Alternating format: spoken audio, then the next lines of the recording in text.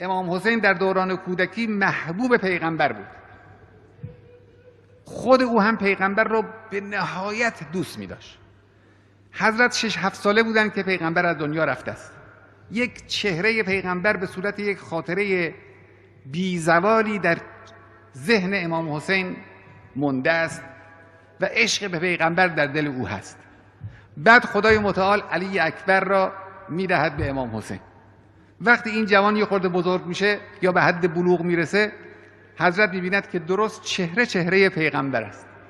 همون قیافه‌ای که اینقدر به او علاقه داشت، اینقدر عاشق او بود، حالا این به جد خودش شبیه شده است.